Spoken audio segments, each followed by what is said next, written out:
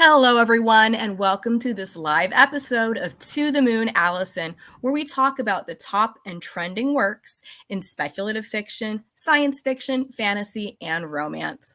I'm your host, author Allison Martine Hubbard, author of the contemporary romance series The Bourbon Books and works of speculative fiction. I am so excited to be joined today by not just an author, but a poet and professor and friend, Chella Courington. Welcome, Chella. Oh, thank you, Allison. I've been looking forward to this. I've been excited because Chella and I have spoken, but it's been a while since we've gotten to see each other face to face and actually do voice versus just, hey, what's going on with the keyboard? It's not quite the same. And Chella, I would love for you to tell us a little bit about yourself before we also talk about Adele and Tom, Portrait of a Marriage. And I'm holding it up here. It's kind of shiny, so I'm hoping people can see it. I posted a picture of it on my Instagram. Great. Because it's so glossy that people are probably like, what are you looking at? Stop blinding me with light. So Chella, tell us a little bit about this book and about your career. Like I said, you are an author, you're a poet, and this book is unlike a lot of other books because of the style. And I've always called it a flash fiction novella, but maybe you can tell us a little bit about the inspiration for that and how it comes from your other work. Okay, great. Well, first I'll tell you a little bit about myself. I'm in Santa Barbara, California. I've lived here for 20 years, migrated from the South. I was raised in the Southern Appalachian area. I've been an academic, taught English, did a lot of academic writing, but then when I moved to California, I kind of returned to a more creative writing that I'd done too, and actually had studied when I was in graduate school. I love that. And I love that California brings that out of you. It does. You know those myths about in all the novels about moving west and how it just changes and open things up. I mean, that's really the way that I felt because I'm 2,000 miles from my source. I could reinvented myself in any way I wanted to, almost. And we love it here, actually. So let me talk. I will speak to Adele and Tom. I will hold it up for people again. Go ahead. Okay. It is. Well, let me start with the autofiction type of work it is. And autofiction is biography plus fiction. Ben Lerner, if you're familiar with that author, or Rachel Cusk, they take their own life stories and then add a bit of fiction, but use their names, the places, the events. And that's kind of what A Tale in Time is. It's moderately based on the life of me and my husband and me. We're both writers. He is an economist by training.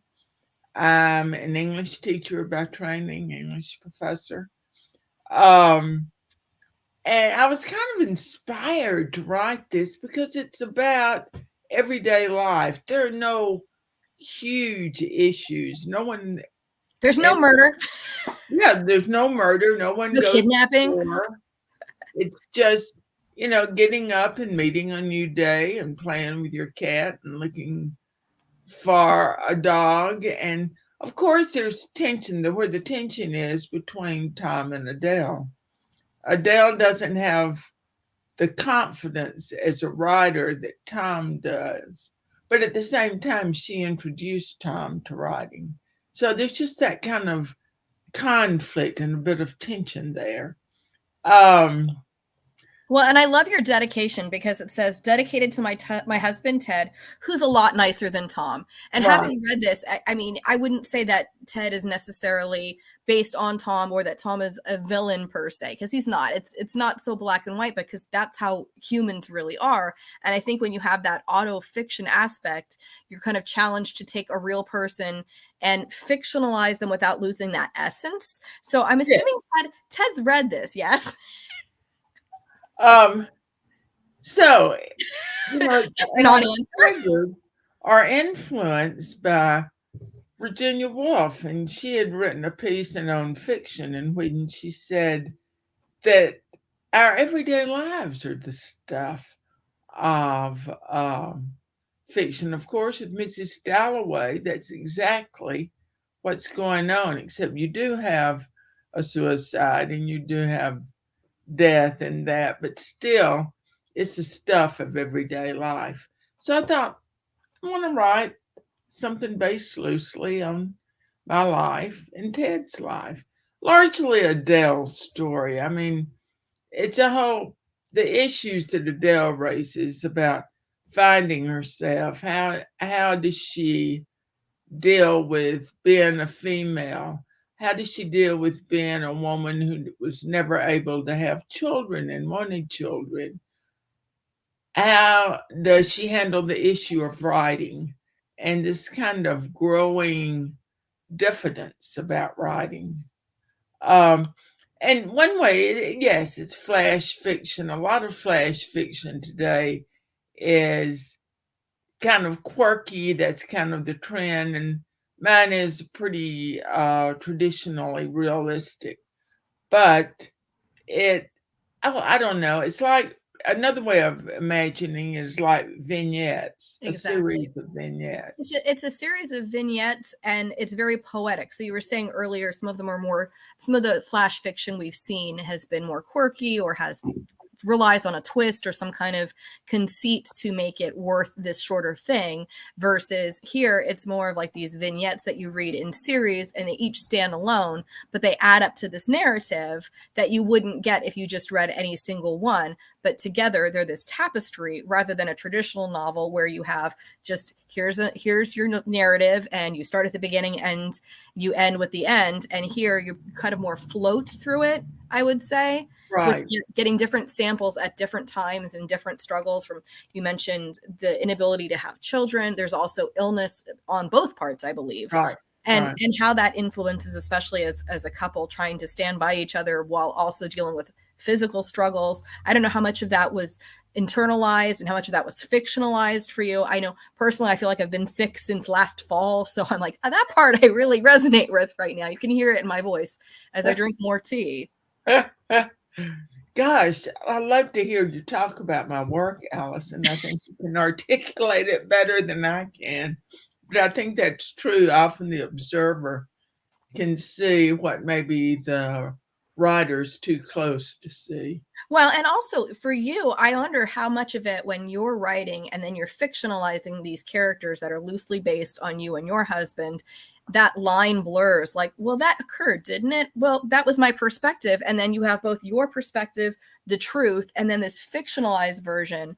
And all three of them probably have this amazing interplay that I would wonder if people who maybe had seen some of these scenes in real life and then read it go, ooh, that's a different perspective on what I saw. But most of these scenes are very private. I mean, I remember there's one Right. in a coffee shop, but most of them are in quiet moments in the home. And I really appreciated that, because I feel like that's the unsung part of life, that so many things in novels are everything's action and everything's go, go, go. And that becomes unrelatable for people who are like, I'm living a quiet life where there are no kidnappings, murders.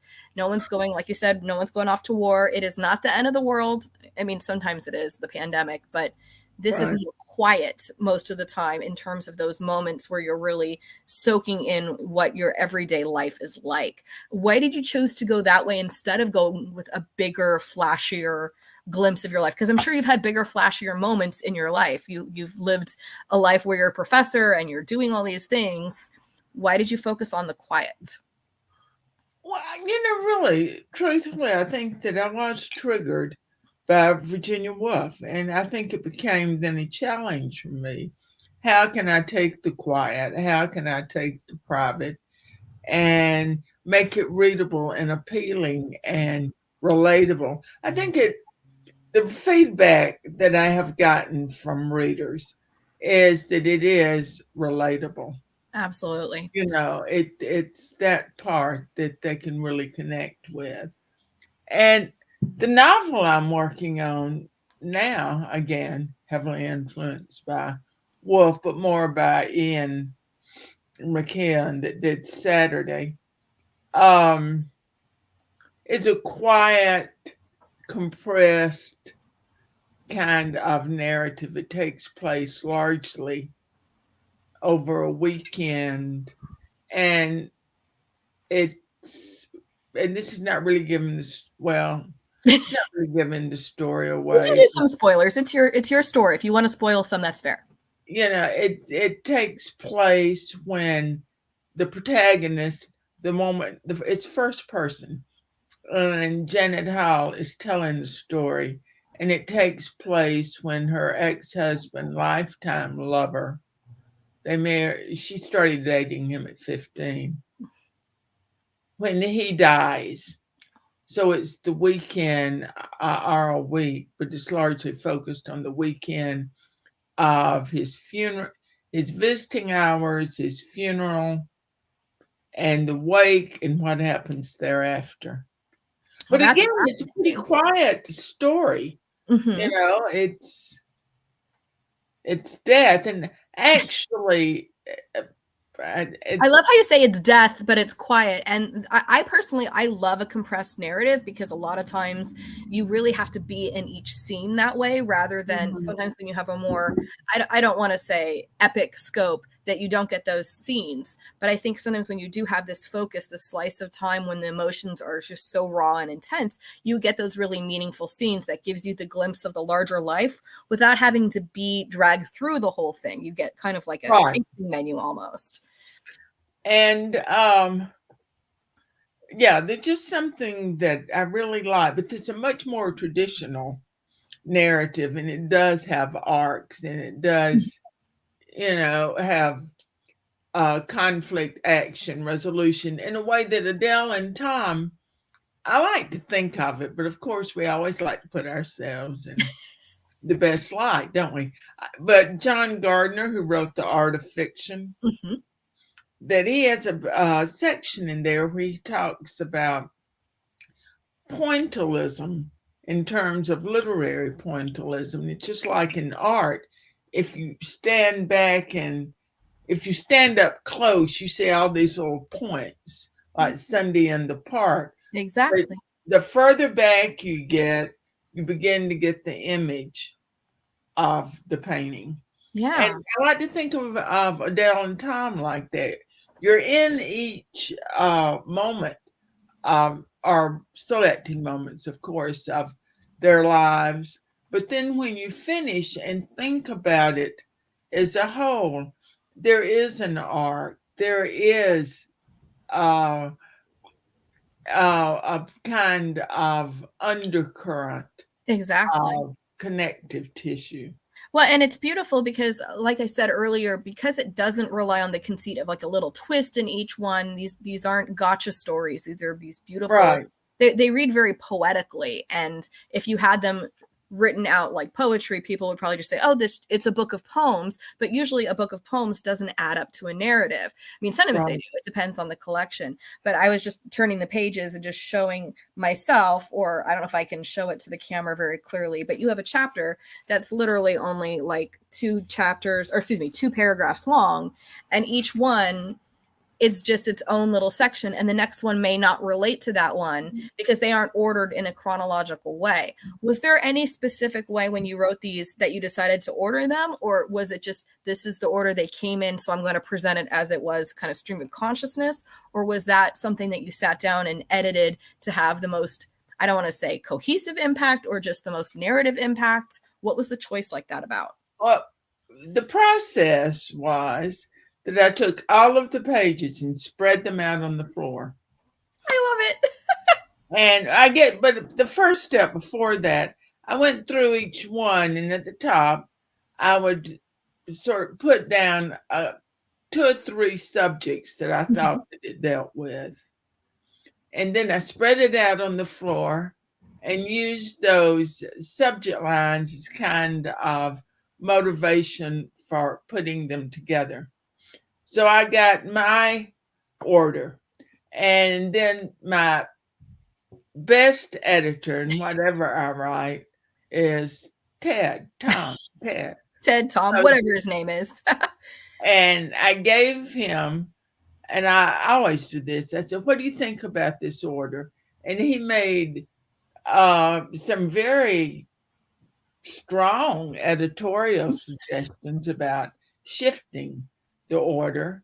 And I took most of them and wound up with Adele and Tom.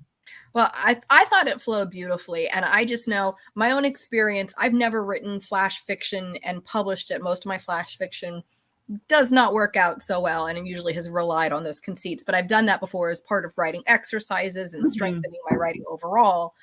But one of the novels I had that it died in submission, and maybe it will end up being released at some point in the future. But it had these interstitial sections, and figuring out where they went because they were nonlinear was so difficult, because having to figure out where they don't disrupt the narrative but add to the narrative and give this little extra insight. Now, that was working with an actual narrative with these slices in, whereas here you have nothing you're slicing with. It's just all pieces, and you literally could have just shuffled them, but it wouldn't have had the same impact the way this does. And so I was curious about that, because I've never read something like this, and I'm sure when anthology editors put together work, they decide what order things come in.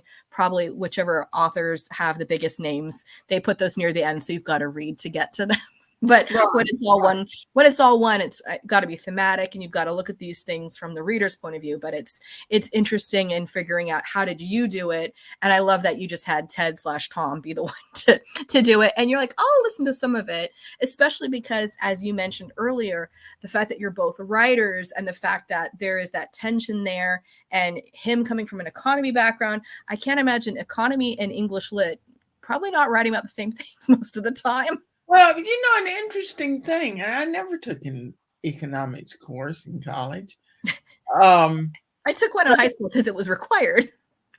But talking with Ted about what is the connection here, and he said, "Well, writing fiction, developing characters, not a lot different from." He was microeconomics, looking at why people make certain decisions economically. What's the inciting incident? What is their choice? He said it's all about choices and setting it up. So when he tells me about it, it tends to make sense. But we do have a very different approach. I think that, we talk about poetry. The great thing, I think, about poetry and shorter works, like you said, it's a good exercise. It helps you hone your own language. And I think that's the way I guess that's the way we all come to writing, is that you love language and you want to see what the language can do. And I think poetry, particularly, is a way of just making you more agile and adept with language. Whether you ever publish a poem, I just think it's a good exercise, as you say. Well, and I introduced you as a poet, and your poetry has appeared in so many journals and all these different places. You have chapbooks out, and I've gotten to read some of it, certainly not all of it.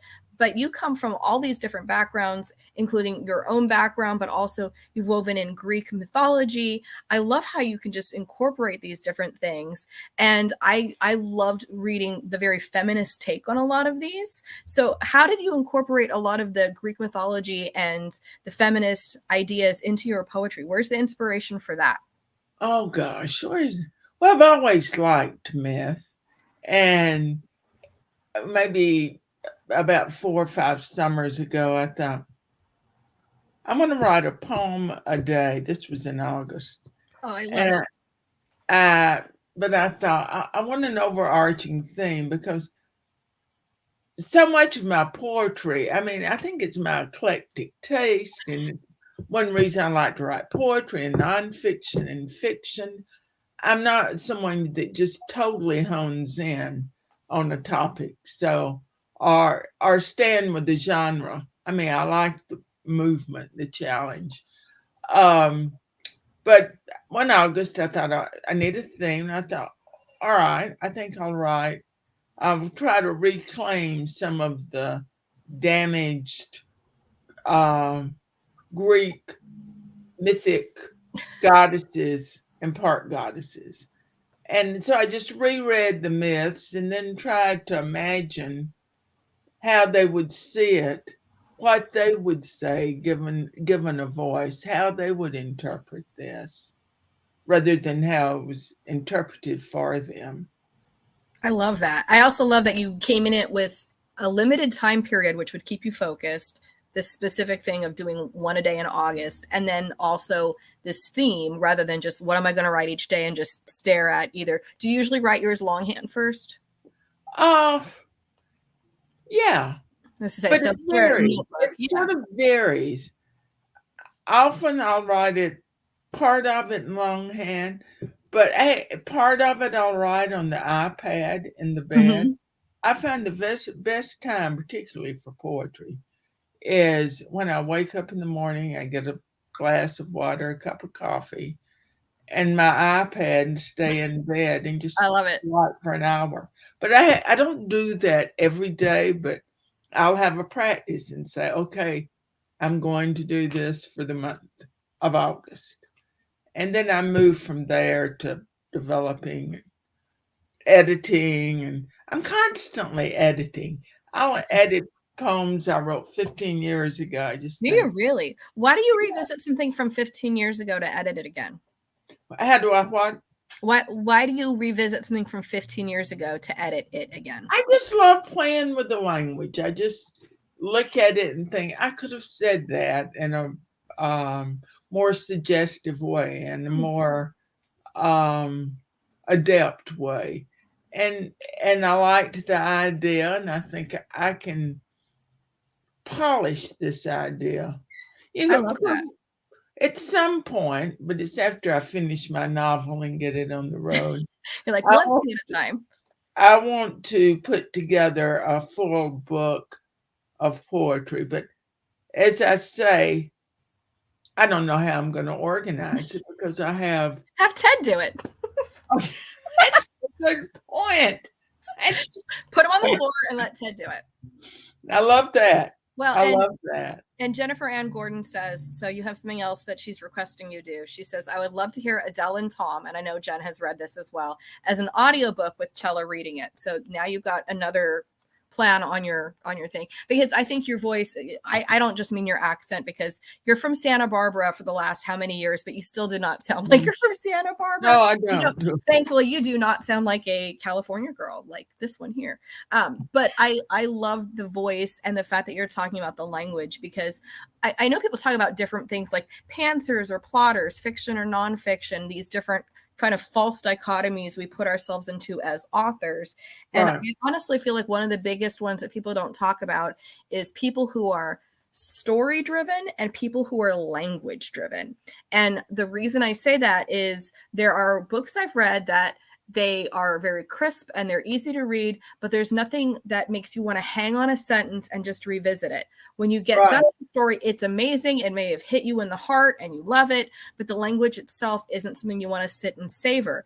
This book is just one you would absolutely want to sit and savor because of the language. So it doesn't honestly surprise me that you're going back and polishing these things, because I can see that already in this and in the other poems that you've posted. Because for people who are not already following Chella, it's scrolling along at the bottom of your screen, but she's on Twitter and on Facebook, and you will often post and share these poems. So they aren't necessarily available just in a literary place, but you can find them online, and she shares them. So I get to have little bits of you whenever you share them, which I love. But I can see that in the way that you really hang on the language. And I know Jennifer is the same way, someone who is more, I don't want to do the whole literary versus commercial distinction, but it's almost someone who loves the language as much as what is being said by the language. And I think that's something that's definitely you.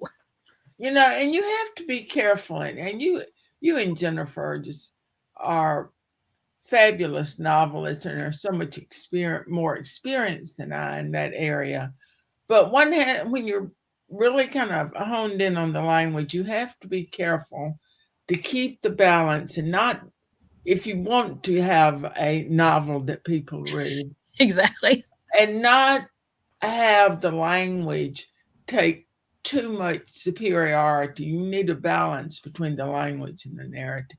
And that's a And I hard do balance. this because I'm finding this out, of course, as I'm writing a longer narrative, that I want to keep that story moving, and I want to, at the same time, I'm very concerned about the language. Exactly. Oh, and It's Jennifer loves always you. been kind of, I mean, I have been around a lot of poets, and I love poetry, but I think because poetry is not read in the way that novels are, the poets, and I think this is true from, from Homer on. Well, Homer was more narrative, but certainly the romantics like Shelley and Keats, particularly Shelley, was out there waving the banner for, poetry is the language of the legislators, and it's the language of the spirit. And it has this kind of superior position. Well, I've always thought that was kind of bull hockey, or malarkey, as our president would say. Because, think about somebody like Toni Morrison. Mm. Oh my God, she's just poetry and novel. And I can imagine, I just think it's weird the way, and I think poets do it because they aren't read to the extent that novels are. And to tell you the truth, I've always wanted to write a novel, but I've had difficulty staying with that extended narrative. I can get that. Well, and Jennifer says poetry for me is meant to be read aloud, but Jennifer also comes from a dramatic background, so Right. everything for her is meant to be read aloud because it is always actually a script as far as she's concerned. So that's her own point of view, and I completely understand that, because poetry for me, I often do read it out loud, and for me a lot of times there's even music. I can't compose for the life of me, but most of my stuff, if I've written poetry, which is rare and it's not very good, it always has a cadence, and it's more like stanzas to a song than it is just plain poetry. And I'm sure that some other people approach it that way, but I've never been taught poetry properly, so I'm usually just dabbling and flailing around with it. Right. But what you said as far as giving that longer narrative that people want to stay with, that's exactly right. That balance has to be there, that we can't fall down that well or go chase that rabbit hole where we're just loving the language so much that we forget what we were trying to say with it. Yeah. At some point, we have I guess that comes in the revision too. Mm-hmm. I mean, of course, it comes in the revision. But, I love rap. I love spoken word. I love just all of this oral. It's because it's been a revival of poetry, I think, in the last 20 years. All of the, the spoken word. Well, I think it's beautiful. And Laura says, I love listening to people read poetry, as do I. And I think that there is this kind of false elevation of the novelist over the poet, probably because of the commercial success that is usually tied with how much does a general book of poetry sell versus a best-selling novel. Right. And I think that's a shame, because I remember it was probably about a year ago, I was sitting doing I'm trying to write in public, which means I don't get distracted by everything else around me and just focus. And there was a young man sitting next to me, and I could tell he was writing, and he could tell I was writing. And eventually he's like, excuse me, but are you writing a novel? And I said, well, yes, I am. And he explained that he was a poet, and his friends kept asking him, when are you going to write a novel? And I asked him, I said, do you want to write a novel? And he said, well, I don't know, but it seemed like it was the natural thing, that being a poet wasn't sufficient as it was. And I told him, I said, unless you have a novel in you that you really want to do, stick with what you like doing. If you love doing poetry, do the poetry. We don't need someone who's doing a novel just because his friend told him to. And I didn't want to be discouraging. I felt like I should be on team writer. Go write that novel. Everyone has a book in them. But maybe the book that this guy has in him is a beautiful book of poetry. Maybe he's supposed to write screenplays. I've read and run into people who are being pushed into boxes because someone else says this is the way to make money off of what you're doing, instead of this is what you're actually really gifted at or where your passion is. So I highly doubt that young man is listening to me now, but I didn't mean to be discouraging. I mostly wanted him to be following what he wanted to do and not look down on what he was doing. But it was clear his friends thought of poetry as like a lesser than. Right, Yeah. right. It's well, you get the different, you just we have these genre conflicts. Why do we have this Yeah. genre tension? You're right, just right from the heart, whatever you're moved to do, whether it's to stay with one genre, play in all genres. Well, and I know we joke sometimes on Vox Vomitus that the goal is to be the end cap author, where you don't stay in a genre and the booksellers give up and just have to give you your own end cap because you don't quite fit anywhere. Right. Which would be awesome. Jill Hall says, as a novelist, there's nothing more scary to me than writing a quality short story or poem. Different skills entirely and much respect all around. Joe, completely agree. And I think it's good to dabble in other things as a skill builder. But I personally, I was talking to another author this morning, and she was talking about literary journals and pay rates and things like that. And I said, much respect. I don't write good short stories. That's what I started out doing when I was younger, and I won awards for that. It's not my strength. It's not where I'm able to really find my voice in that kind of place. And I think there's nothing wrong with saying there are some people who are good at it and some people who aren't, and it doesn't make you less of a writer. It's just everyone has their different skills. Totally. When I was working on this novel, and my tentative title is Janet Hall.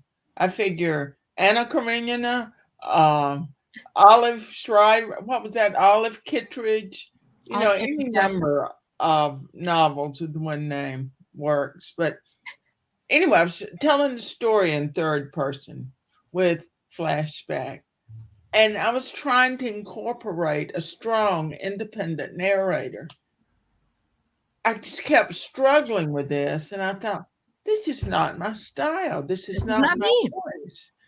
So I just moved it to first person. You're like, this is how it needs to go. So I'm telling it from Janet's point of view. And I love it. Oh, and then things started popping. Well, and it is funny because I'm in a book club that I have some very strongly opinionated readers in there who are like, I won't read third person, or I don't do this tense. And it's so funny because there are those things that certain readers are just going to be automatic, not going to read it. And there's not much you can do about it.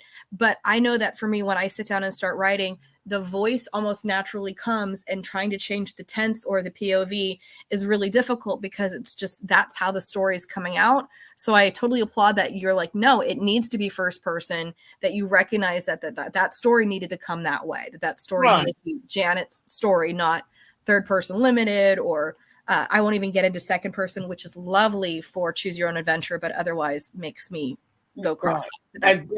Yeah. You just have to go, as you were saying. You have to, like the young guy writing poetry. If he's not inclined to write a novel, stay with the poetry. Follow your heart. Follow your gut. Where are you supposed to be? One may bubble out of him. I mean, I'm not saying that won't be something he comes from, but it was very clear that it was an outside imposition telling him what he should do versus this is where my passion is, or because he wasn't asking me, oh, how do I get started, or I wanted to write a novel. It was more of someone thinks this is what I should be doing with my time, and what my poetry here is insufficient. And that to me was the part that I'm like, no, that's not what I want to hear. Also, I'm trying to work.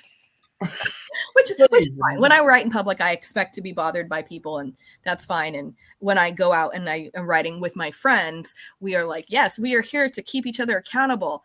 And sometimes my friends even remember to bring their laptops. I'm not calling out anyone in specific, but they know who they are. But that's one of those things where if you're there and you're in public, people are like, what are you doing? And they want to know and they want to see. And I guess if they see you writing a novel, they figure you know what you're doing. No, I don't usually know what I'm doing. I just do it anyway. Right. And I'm excited to read Janet Hall, even if that title changes, because I loved reading Adele and Tom so much, and I loved getting to read all your different poems. And I'm excited to see a Chella Courington full narrative, full chapters, not 2 paragraph chapters, although you can still do that if you want. I'm excited to see how that's going. Well, not only are you an excellent writer, you are an excellent reader. I think you pick up occupational hazard. Yeah, you're quick. You pick up the nuances. You go right to the heart. I mean, I'm just so glad you read my work. I feel Well, thank you. I promise Chella's not being compensated to do this, other than she sent me a book. So I guess I'm getting paid by way of a new signed copy of this, which I was excited to get and see this. And I also you did mention that I used your blurb. I noticed. I'm quoted on the back of here, but I know. I also wanted to point out I had not heard of Imp-spired, which I swear is not a typo, because every time I say it, I have to like jump over it because there's a little imp here, so you can probably not see that very well. Imp-spired has been the one to put this out. Can you tell me a little bit about them and how you found them? Because when you and I first connected, it was through a different publishing experience, which we don't need to dive into, but it wasn't through Imp-spired. And I was very glad to see that Imp-spired is now the one touting your book. And I'm like, number one, I saw that a writer I was familiar with had been published there. And I was reading through their credits of authors they'd published. Imp-spired is also a literary journal in England that seems to have a good reputation. And I noticed that they would reprint a book. So if, Adele and Tom had a previous publisher, many publishing companies would not take it because I'm sure it had been previously published, but Imp-spired did take republished books. And so I inquired about the publisher, Steve Cawte, Cawte, and got good reports from him and submitted my manuscript. And Allison, he was wonderful. I love hearing that. And our working through the original manuscript, he would do the layout and then he would send it to me. And he said, no matter how many drafts we go through, I want it to be to your perfection. I love that. That kind of attention to detail, and that he's concerned with you being happy with it. Yeah. I love hearing that, because I will say Chella and I first connected with a prior publisher. It was not the best experience. We won't go further into that. Well, we connected. That was a great experience. And you know what? The people that I connected with through that are gold. And I'm so glad that that's what happened through it, because we all come away from different experiences, sometimes with connections, sometimes with learning lessons.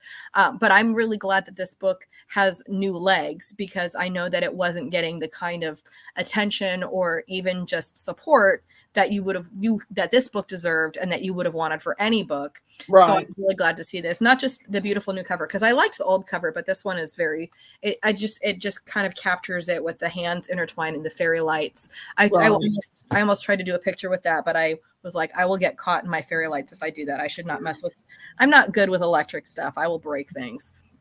But I love that you were doing that. So you were looking at probably seeking agency to have the next book come out because of going through that while you're still in the editing process. Because are you done with the first draft? Are you revising? I'm on about the third draft. I read a draft, make corrections. I hand it to Ted. He reads mine, and if he has suggestions, he makes suggestions, hands it back to me. Then I move on to the next draft. So I'm about on my third or fourth draft. Well, I'm personally excited to get to read it, but I also know that there are going to be agents out there who are going to be dying to have you as a client and be able to read this and go, Janet. I'm excited about that. Well, you've been that route. You've gone that route. Yep. Right now, I'm terrifying. Just selecting where you're going to send it and who's appropriate for your work, and what are the possibilities here. And I have a couple of agents in mind that have dealt with Southern writers, Southern novels, and those are having a revival. I feel like we've read a lot of Southern noir, and I wouldn't necessarily say yours falls into noir. I don't know enough about the plot yet to know that, but that's a section there. And I remember we had someone on Vox Vomitus not that long ago who literally found the person who was going to represent her because they were looking for this specific geographic region that I'm like, I didn't realize there were agents who were looking for such a small section of part of the United States, because I come from a place where no one is interested. No one wants to care about Orange County, California. We're not that interesting.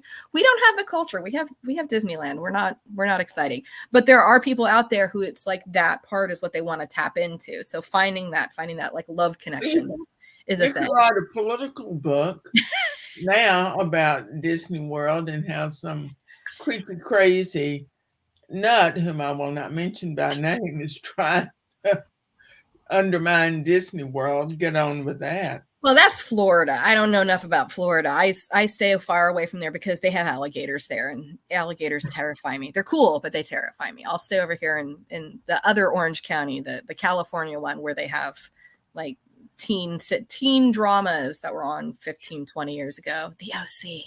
Oh, but, that's right. Yeah. And the Real Housewives, which I also stay very far away from. But again, it's a slow process, and it's one of those things where you need people to cheer you on. And I'm happy to be in your camp and to be cheering you on as you go.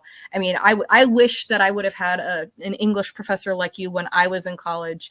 Most of mine were not all that interested in doing much, and one of mine just basically sent me out before the class was over and said, there's nothing else I can do to help you, which I thought was, on one hand, I was glad to get out of class. But on the other hand, I just thought, really, there's nothing else you can do here for me. All right. I guess. Oh God, that seems like it was funny. Somebody is neglecting the responsibilities. Yeah, well, it was a writing class, and I happened to go to a college that was not focused on. It was more of a science and math college, and somehow, as a poli-sci major, I just ended up there. And it was one of those things where they realized their science and math kids didn't have the writing skills. So this was a writing class, and everybody was going through draft after draft after draft. And like the last 4 weeks of class, they're like, yours is fine, just stop coming. And I'm just going, all right, guess I'm done. Oh gosh. It was weird. I'll tell you that. Oh, and Linda wants to know, can you say that publisher? Oh yeah, Linda. It's imp-spired. So think of like a little mischievous imp, IMP, and then it's spired, like inspired. So I'll put it in the comments here to make sure people can see it. I found it on the internet. Yeah, you have to do a second double take, sort of. Did I make a mistake? Was this inspired? No, it's inspired. And I love that little guy, if you can see the little take on it. Yeah, it's cute. I thank you, Linda. Linda's a fabulous writer too. I've read a lot of her short pieces. You ought to put a little publicity in for your blog. She does Linda, put your blog in the blog about advice to writers. Ooh, well, we all definitely need that. I mean, there's always advice needed, and from different points in people's careers and in their goals, because I know I was talking to a friend this morning about, well, what does success look like? And some of us are like, paying bills. That's great. But her answer I loved. She said, I want to be read in 100 years. And I'm just thinking, I'm not thinking 100 years from now. I'm thinking bills now, but 100 years from now, to think someone would still be reading your work. Will this be around 100 years? I would hope so. So well, I just want somebody to read I'm like you. I want somebody to read my work now. That would be nice. You know, I'm not going to be here in 100 years, so I'm not really worried. But it's, you want readers. Yeah. And you want to know that your work is resonating with people, because the idea of you writing just for yourself, because I've had people say, well, would it matter if no one read what you did? I'm like, well, then it could just stay in my head, couldn't it? Like, why bother getting it out if no one else is going to see it? I mean, writing there, we do have those stories of Emily Dickinson and all the diarist, but generally you want to share, you want someone else to hear, to validate, yes. It's just such a connection, writing, I think, with the world. That's so true. Chella, thank you so much for joining me today. Don't run off after we're done, because I wanted to catch up with you a little bit. This has been lovely, Alice. I'm so glad you could join me. And thank you, everybody who's been watching live. Thank you, everyone who's watching on the replay. If you're on YouTube, please make sure you like and subscribe to the Vox Vomitus channel. Helps us be found. And next month, I will have Kritika Rao come on with The Surviving Sky. I'm very excited to do that. We're jumping back into full-on fantasy speculative fiction, which is definitely, there's no speculative here. This is all very grounded. So we're going from very grounded to not grounded. It'll be amazing. Thank you so much, everyone. Have a great one, and we'll see you next time. Bye.